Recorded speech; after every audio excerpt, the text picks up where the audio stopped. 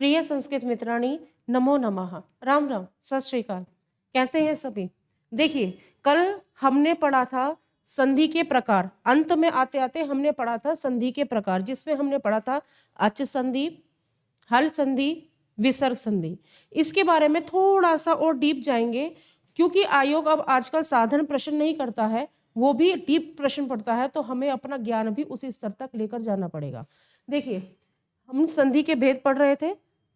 अब चूंकि हम अक्सर जो संस्कृत व्याकरण में शास्त्रकारों ने कई पुस्तकें लिखी हैं, कई ग्रंथ लिखे हैं, उसमें से जो सबसे ज्यादा आयोग पुस्तक को निर्धारित करता है पाठ्यक्रम में, वो या तो सिद्धांत कौमुदी को निर्धारित करता है या फिर आपके लघु सिद्धांत कौमुदी को निर्धारित करता है। तो देखिए, सिद्धांत कौमुदी जो कि भट्टोजी दीक्षित के द्वारा लिखी गई है, उन्होंने संधि 5 प्रकार की मानी है। अच संधि जो कि हमने कल पढ़ लिया था, स्वर संधि ही है। हल संधि जिसे हम व्यंजन संधि के नाम से जानते हैं, विसर्ग संधि, और इसके अलावा स्वादि संधि और प्रकृति भाव संधि। ये इस तरीके से उन्होंने 5 संधियां मानी है, जिसे भट्टोजी दीक्षित द्वारा सिद्धांत कौमुदी में कहा जाता है पंच संधि प्रकरण। पंच संधि प्रकरण ये इसी ही नाम से प्रसिद्ध है, इसमें ये 5 संधियां मानी जाती हैं। लेकिन ये कौन है? गुरु और वरदराज जी हैं, इनके शिष्य। और जाहिर सी बात है, मां से 2 कदम आगे बेटी और गुरु से 2 कदम आगे उनका चेला, तो इनके शिष्य थे वरदराज जी, और इनके द्वारा लिखी गई पुस्तक है लघु सिद्धांत कौमुदी। इन्होंने क्या किया? उन्होंने कहा नहीं नहीं, संधि 5 नहीं, संधि 3 ही है, लेकिन गुरु की बात को भी उन्होंने नकारा नहीं। तो प्रकृति भाव संधि को समाहित किया अच संधि के अंतर्गत, और स्वादि संधि को समाहित किया विसर्ग संधि के अंतर्गत। गुरु की बात भी रखी गई और अपनी बात भी प्रस्तुत की। तो इस तरीके से हमारी यहाँ संधि अच संधि जो कि स्वर संधि है, हल संधि जो कि विसर्ग संधि है, हल संधि जो कि व्यंजन संधि है, और एक आई हमारी विसर्ग संधि। अच संधि में प्रकृति भाव कैसे हुआ, विसर्ग संधि में स्वादि संधि का निहित कैसे हुआ, ये हम जब इनको पढ़ेंगे तब हम वहां पे विस्तृत रूप में इनकी जानकारी प्राप्त करेंगे। तो इस तरीके से हम ये जानते हैं, पढ़ते हैं, सीखते हैं कि संधि 3 प्रकार की होती है। कौन कौन सी? अच संधि, हल संधि, विसर्ग संधि। आइए नेक्स्ट। तो सबसे पहले कौन सी आई हमारी? स्वर संधि। स्वर संधि में मैंने बताया था कि 2 वर्णों के मेल होने पर जो परिवर्तन आता है, वही परिवर्तन संधि कहलाता है। अब चूंकि अब हम प्रवेश कर रहे हैं और सबसे पहले हम पढ़ेंगे स्वर संधि, तो ये बात जानिए कि स्वर संधि में क्या क्या आता है। कल हमने पढ़ा था कि स्वर संधि में स्वर पूर्व पद में और स्वर उत्तर पद दोनों में ही हमें स्वर मिलते हैं। तो ठीक है, जैसे हमने यहां पढ़ा कवि और इंद्र। कवि हमें पूर्व पद में मिल रहा है, यहां हमारे पास आया इकार, और यहां भी क्या है? इकार। दोनों ही ह्रस्व है, और जाहिर सी बात है स्वर संधि है, ये दीर्घ संधि का उदाहरण है। और दीर्घ संधि में जब समान वर्णी स्वर होते हैं तो उनका दीर्घ रूप हो जाता है। तो दोनों, यहां भी हमें स्वर मिला, यहां भी हमें स्वर मिला, और चूंकि इनका दीर्घ ईकार हो जाएगा, तो यहां हम इस व में से ये ई निकाल दिया, और इस ई को हमने यहां रखा, स्थित किया, और दोनों का मिला के दीर्घ ई हो गया। तो कवींद्र, ऐसे ये पद हमारे पास सामने आता है। इसी का एक और दूसरा उदाहरण देखते हैं। यहां पे क्या है? अंतिम वर्ण ई जो कि ह्रस्व ही है, और यहां पे अब हमें मिला अ वर्ण। तो दोनों स्वर ही तो हैं। तो यही तो कह रहे थे कि पूर्व पद में भी स्वर मिलेगा, उत्तर पद में भी स्वर मिलेगा। तो इसीलिए ये हमारी कौन सी संधि हो गई? स्वर संधि। ये भी स्वर संधि का ही उदाहरण है। यण संधि है, ये स्वर संधि का एक हिस्सा है। यण संधि, यण संधि में ईकार का य ऐसे परिवर्तित हो जाता है। अब जो कि ये स्वर निकल गया तो ये त वर्ण अधूरा रह गया अर्ध व्यंजन के रूप में, तो ये अर्ध व्यंजन हुआ। ई परिवर्तित हुआ य में, जो कि ये भी अर्ध ही होगा, और इस ई को ये उत्तर पद का प्रथम वर्ण अ इसे पूर्ण करेगा, और आपके पास निकल के आया इत्यलम। स्वर संधि का ही उदाहरण है। अब एक बात बताइए, स्वर संधि में हम शुरू से पढ़ते आ रहे हैं, पूर्व पद में स्वर, उत्तर पद में स्वर, और जो रिजल्ट निकला वो भी स्वर। तो क्या कहीं पर स्वर के बाद हमें व्यंजन भी मिलते हैं स्वर संधि में? हाँ, हमारे वार्तिककार भी हुए हैं। कुछ वार्तिककार ने लिखा है वार्तिक, कुछ अपवाद सूत्र हैं जहां पे हमें स्वर संधि में ही, लेकिन कुछ ही उदाहरण इनके मिलते हैं जहां पे स्वर संधि के बाद व्यंजन भी मिलते हैं। सूत्र आता है वांतो यी प्रत्ययः। इसमें क्या है, ये एक्चुअली दरअसल ये अयादी संधि का उदाहरण है, जहां पे ओ या औ वर्ण के बाद यकार आदि प्रत्यय होते हैं। प्रत्यय आपके तीन प्रकार के, स्त्री प्रत्यय, तद्धित प्रत्यय और कृदंत प्रत्यय। उसी में ही एक हिस्सा है यत् प्रत्यय। यत् प्रत्यय जिसका स्टार्टिंग लेटर, अर्थात मैं ये कहूं कि शुरुआती वर्ण यकार हो, वही यकार आदि प्रत्यय है, जिसका एक उदाहरण है यत् प्रत्यय। तो यत् प्रत्यय आपको यहां मिला और यहां आपको मिला गो। आपका नियम पूरा हो गया। जैसे अब गो में से ये ग मैंने अलग निकाला और ओ अलग, गो प्रातिपदिक है, ओ अलग निकाला, जिसमें ओ के स्थान पे आपको अव हो जाता है। ये अयादी संधि में अक्सर ऐसा होता है, और चूंकि ये यत है तो ओ के स्थान पे ही तो अव है, तो ग इस अधूरे अर्थात अर्ध व्यंजन को इस अवर्ण ने पूर्ण किया, ये बन गया आपका ग पूर्ण। व इसको पूर्ण करने के लिए कोई स्वर नहीं है, तो यहाँ पे ये अर्ध रूप में ही रहा, और यम का, यत प्रत्यय का यम हो जाता है तो बन जाता है गव्यम। इस तरीके से स्वर संधि में हमें स्वर और स्वर तो मिलते हैं, लेकिन कहीं कहीं पे स्वर के साथ व्यंजन भी मिलते हैं। ये कुछ अपवादित सूत्र हैं। स्वर संधि में प्रमुख रूप से कौन कौन से आते हैं? स्वर संधि में हमें 8 प्रकार की संधियां पढ़ने को मिलती हैं। दीर्घ संधि, गुण संधि, वृद्धि संधि, यण संधि, अयादी संधि, पूर्व संधि, पूर्व रूप संधि, पर रूप संधि और प्रकृति भाव संधि। ये 8 प्रकार हमें मिलते हैं। तो आइए अब हम संधि प्रकरण में प्रवेश करते हैं, और सबसे पहला सूत्र आता है अकहा सवर्णे दीर्घः, जो कि दीर्घ संधि है। इसका सूत्र है अकहा सवर्णे दीर्घः। इसे समझते हैं। अका सवर्णे कहता है अक, ये एक प्रत्याहार है। इस अक प्रत्याहार के अंतर्गत सारे स्वर्ण वर्ण समाहित है, तो उनमें से ये कहता है अक, अर्थात अ, ई, उण, री, ऋक।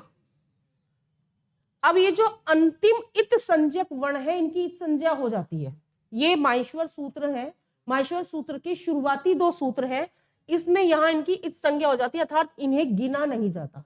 तो हमारे पास जो शेष स्वर वर्ण मिले वो ये मिले, अ, ई, उ, री और री।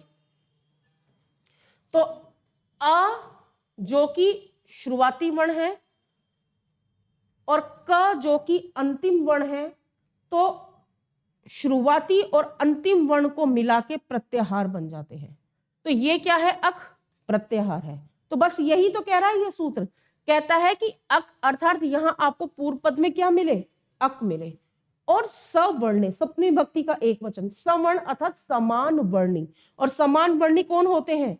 समान वर्णी वो होते हैं जिनका आभ्यंतर प्रयत्न और उच्चारण स्थान समान होते हैं, वो सवर्णी अर्थात समान वर्णी कहलाते हैं। तो अक के ही सवर्णी अर्थात यहां भी अक मिले और यहां भी अक मिले, तो उसका क्या कर दो? बस दीर्घ आदेश कर दो। जैसे यहां आपको क्या मिला? य, इसका पूर्व पद है। पूर्व पद में यहां अंतिम वर्ण क्या मिला? इस य में आपके पास अ है और पूर्व पद में भी अ है। तो अ और अ दोनों समान वर्णी हुए, इनको आपको दीर्घ आदेश करना है। दीर्घ आदेश का मतलब है एक आदेश, मतलब एक वर्ण बना देना है, और वो होगा ये आ। कुछ शब्दावली ध्यान रखें। शब्दावली में अगर मैं ये कहूं कि अथ, ये प्रयोग बहुत मिलेगा आगे, अथ इसका मतलब है ये केवल अकार को कह रहा है। अगर आपको मिले आत, तो इसका मतलब ये आकार दीर्घ आ वर्ण के लिए कह रहा है। और अगर यहां आपको शब्दावली में एक ये शब्द पद मिल जाए सवर्ण, तो इसका मतलब यहां पे इस केवल अ की बात नहीं चल रही है, ये ह्रस्व और दीर्घ दोनों आकार की बात चल रही है। अब ये सवर्णी अ के लिए भी कह सकता है, ई के लिए भी कह सकता है, उ के लिए, मतलब उनके ह्रस्व और दीर्घ दोनों रूपों की चर्चा होगी। तो वही तो कहा इसने सवर्ण, तो इनका क्या करना है, ह्रस्व अ, अर्थात इनका क्या कर देना है, दीर्घ आ कर देना है। तो देखिए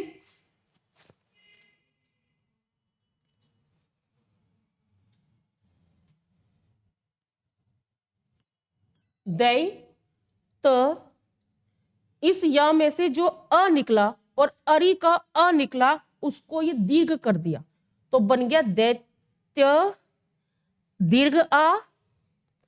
और इस वाले पोर्शन को हमने छुआ ही नहीं, ये ऐसे का ऐसे ही लिखा जाएगा, बन गया दैत्यारी, एक पद बन गया। और संहिता होने के लिए क्या था, एक पद में संधि होनी अनिवार्य, ये संहिता होनी अनिवार्य है, तो ये एक पद बन गया। दूसरा उदाहरण है श्री, ये अकार का उदाहरण है, ये ईकार का उदाहरण है। श्री पद में हमें यहां दीर्घ क्या मिला, ईकार मिला, और यहां उत्तर पद में भी हमें दीर्घ ईकार मिला, तो दोनों को क्या कर दें, एक आदेश, अर्थात दीर्घ ई। बाकी इधर के वर्ण ऐसे ही रहेंगे, तो श्र रहा। अब इसमें से जो ये दीर्घ ई निकली ये, और इधर का दीर्घ ई ये को एक आदेश करने पर ये दीर्घ ई ये ऐसे, और शह सेम कॉपी हो जाएगा, तो आपके पास पद बन के आया श्री शह, अर्थात अ ह्रस्व दीर्घ अ के बाद आपको अ ह्रस्व या दीर्घ आ मिल जाए, तो आपको दीर्घ आ ही करना है। ह्रस्व ई दीर्घ ई दोनों में से कोई भी मिल जाए के बाद आपको उत्तर पद में ह्रस्व ई दीर्घ ई में से कोई भी मिल जाए, तो आपको दीर्घ ई करनी है। ह्रस्व उ या दीर्घ उ के पश्चात आपको पुनः ह्रस्व उ या दीर्घ उ मिल जाए, पुनः दीर्घ उ करना है आपको। अब आपको यहां पे ह्रस्व री या फिर दीर्घ री, अब उत्तर पद में पुनः ह्रस्व री या दीर्घ री मिल जाए, तो भी आपको दीर्घ री ही करनी है। अब एक वर्ण है यहां पे री, इसका दीर्घ रूप नहीं होता, ध्यान रहे दोस्तों, इसका दीर्घ रूप नहीं होता, री ह्रस्व ही होता है। अब जबकि ये कह रहे हैं कि ह्रस्व भी हो और दीर्घ भी हो, होना चाहिए समान, और करना है दीर्घ, तो कैसे किया जाए, तो देखिए अब अगर आपको यहां री दीर्घ रूप नहीं होता के पश्चात पुनः री मिल जाए, तो आप री ही करेंगे क्योंकि इसका दीर्घ रूप नहीं होता। या फिर आपको यह भी रूप मिल सकता है री दीर्घ या ह्रस्व कुछ भी,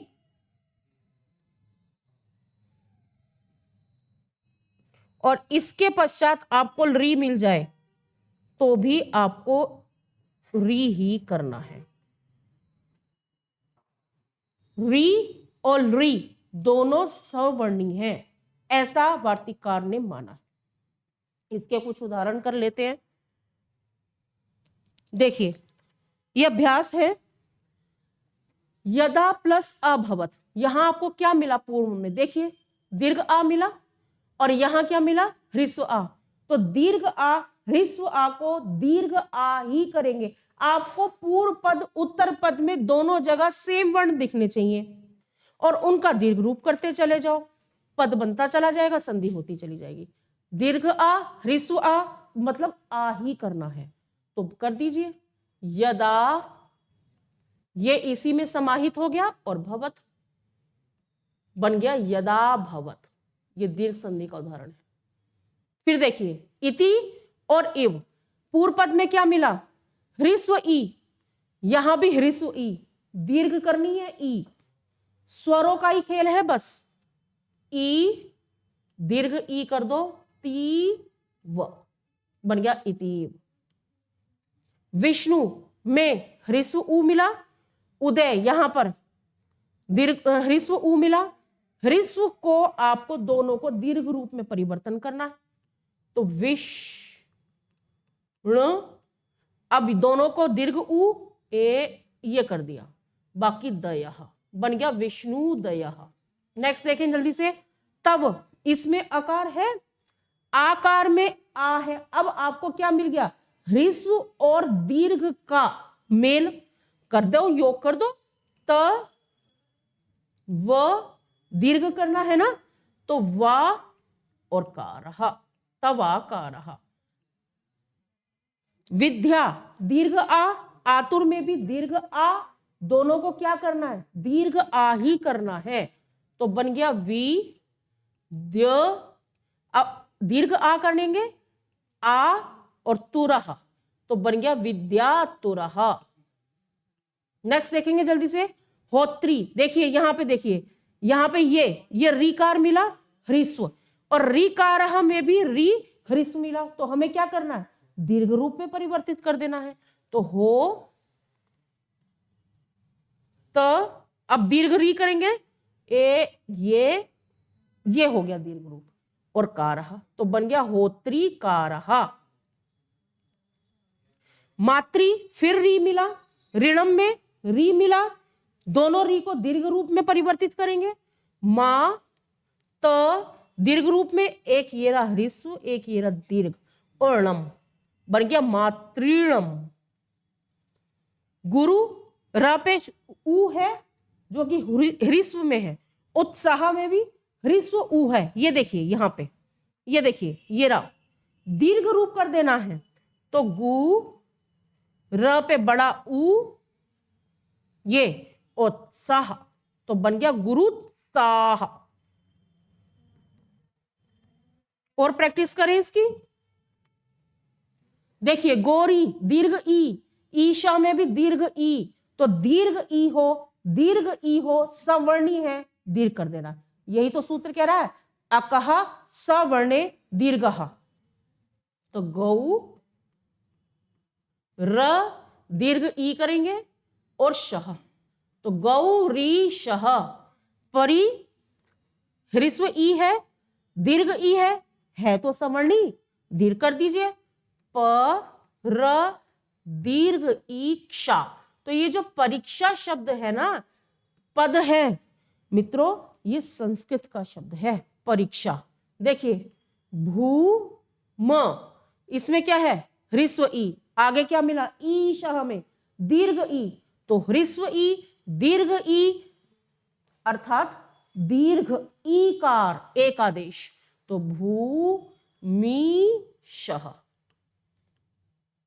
आगे देखिए वाचन, न में अ है, आल्या में भी दीर्घ आ है तो ह्रस्व आ दीर्घ आ एकादेश होने पर दीर्घ आ तो बन गया वा च न, ये दीर्घ आ, ये आलयः बन गया वाचनालयः। मही दीर्घ ई है और यहां ह्रस्व ई है तो कोई बात नहीं, ह्रस्व दीर्घ ई ह्रस्व ई को एक आदेश करने पर दीर्घ ई बन जाएगा तो बनेगा महींद्र। तो ये जो महींद्र नाम रख देते हैं ना, ये संस्कृत का शब्द है। नदी में दीर्घ ई है और ईश में भी दीर्घ ई है, एक आदेश कर दिया जाएगा तो नदी शह, ये शब्द आपका बनके, पद आपका बनके आएगा नदी शह। शास्त्र त्र, इसमें अकार है, आगार में भी आ दीर्घ है। मित्रों, अब इसको आप खुद करेंगे और कमेंट बॉक्स में इसका पद बना के लिखेंगे। आज हमने संधि के भेद शास्त्रकारों के अनुसार कितने हैं और अंत में आते आते हमें कितने प्राप्त होते हैं, ये हमने सीखा। स्वर संधि के अंतर्गत आने वाले उपभेदों को जाना और उसका प्रथम दीर्घ संधि इस रूप को जाना और इसके कुछ उदाहरण भी करें। आज के लिए सिर्फ इतना ही। नमः संस्कृताय।